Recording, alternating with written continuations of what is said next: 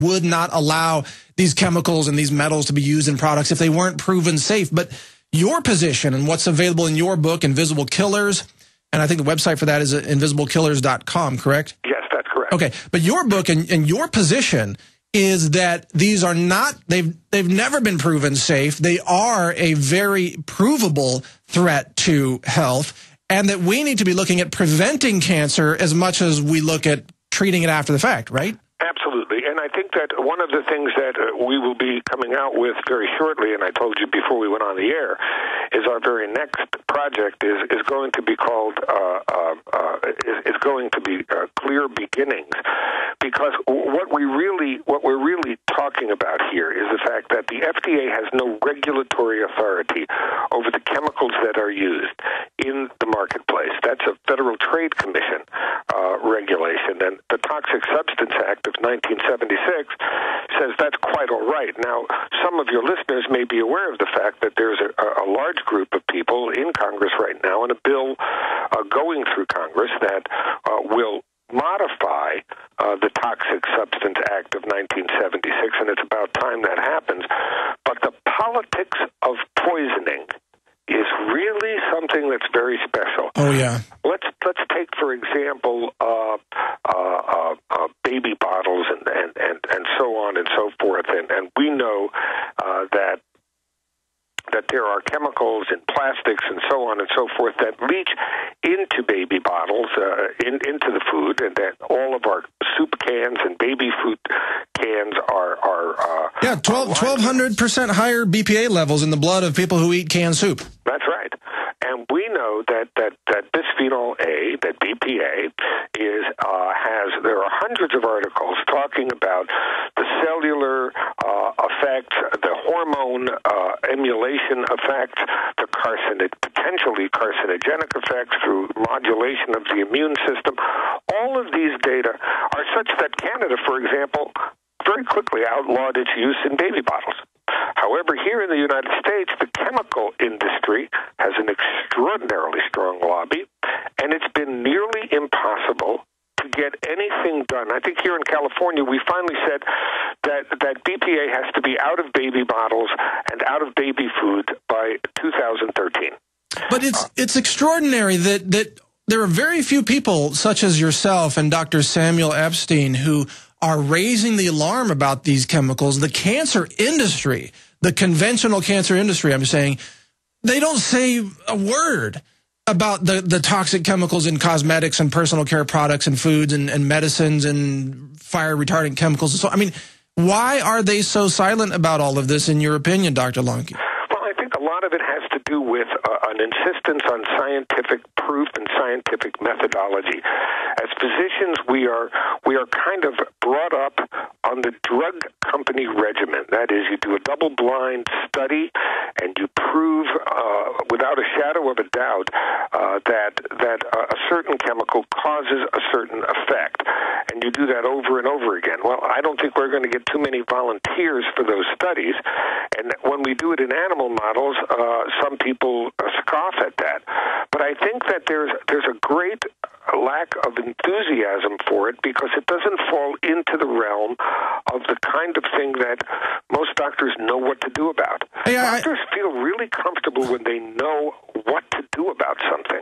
Yeah, that's a good point. But look, I think you could get a whole bunch of volunteers in America. You just give them 10% off their groceries and they'll inject themselves with anything. I'm serious.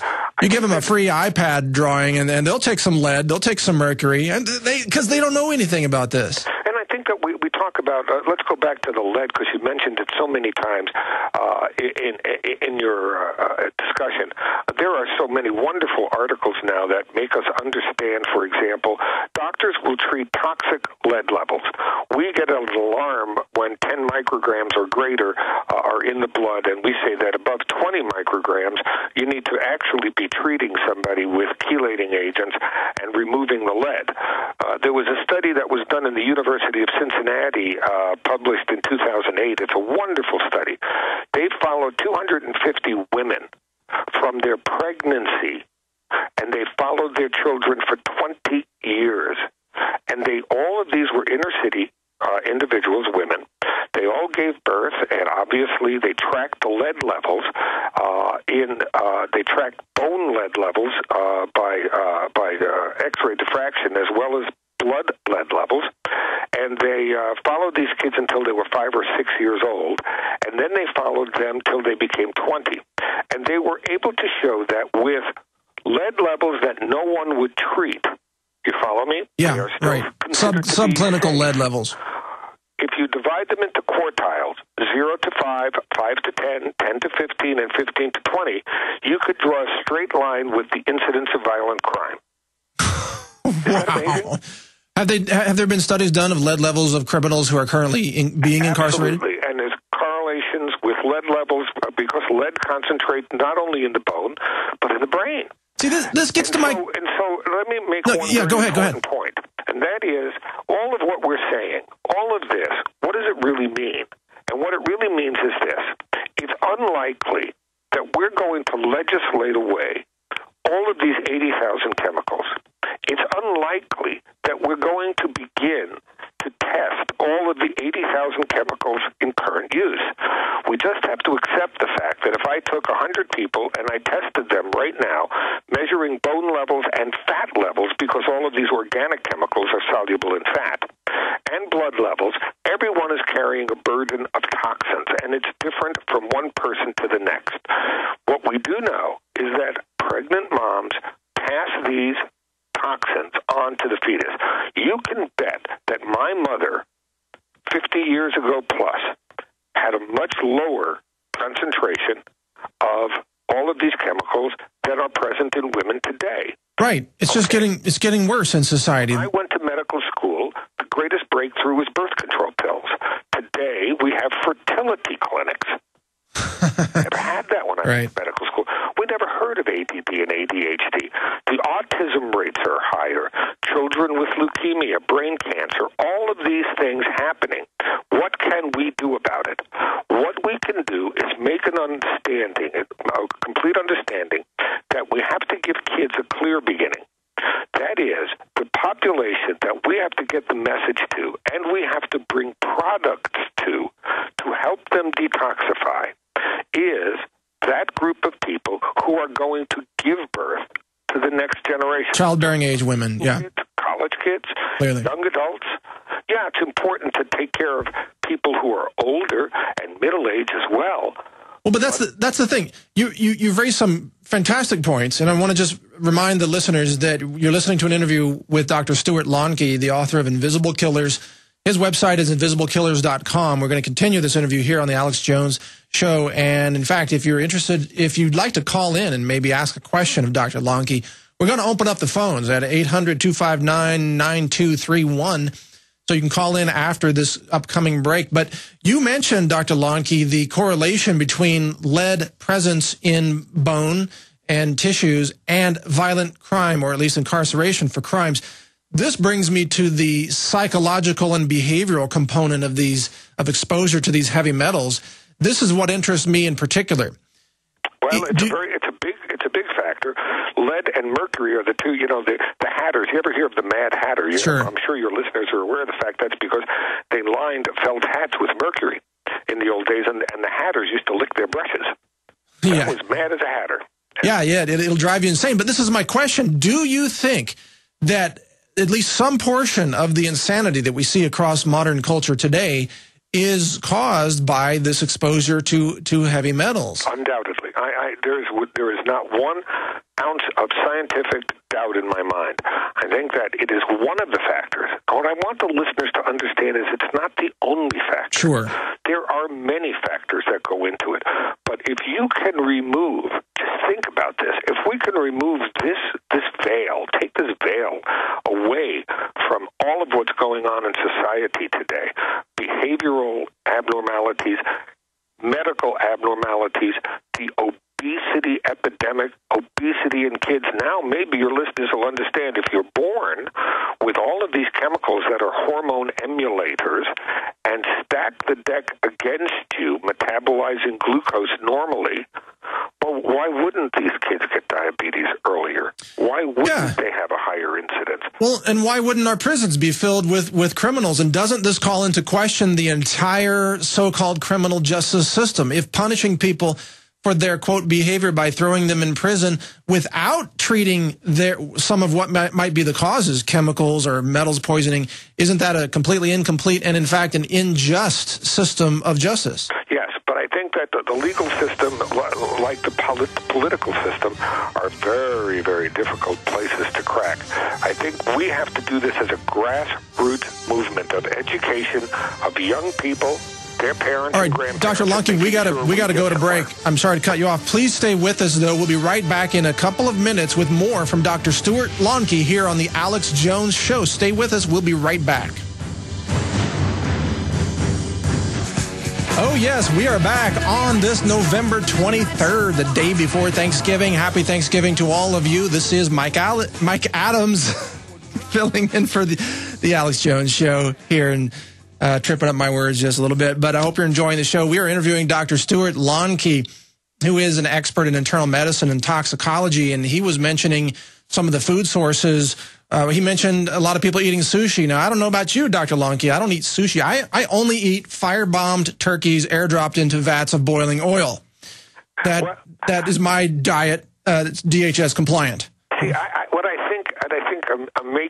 should make people be aware of the fact that you can't get away from this. You talked about arsenic. You talked about arsenic in water, but how many people out there listening to your show have wood decks, have wood swing sets? Oh, pressure-treated wood, yeah. All that treated wood is treated with an arsenic-containing compound.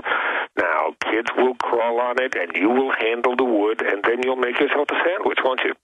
Yeah, but what? And most of these toxins, I want the listeners to know, yes, for the women, cosmetics is a major source, but by and large, by far and away, the largest source mode of exposure to all of these toxins is you eat them. Yeah. You eat them. They're in the foods. They're on your hands, and some of them you inhale. There's no question. Some of them get through your skin, but ingestion, the GI tract, is the major introduction of most of these toxins. Well, let's talk about that. When you ingest these toxins, I want to get to what, in your research and your experience, what kinds of effects do you see? Are people hallucinating? Do they hear sounds of chirping birds? Do they make bad decisions about elections? I mean, what is really the impact? Well, I won't touch that one. But I think that, I think they're so subtle, Mike. That's the thing that's important for people to understand. People get stomach aches more frequently. They tend to have more constipation and then some diarrhea. And they tend to have nausea episodes. They tend to get muscle aches and pains.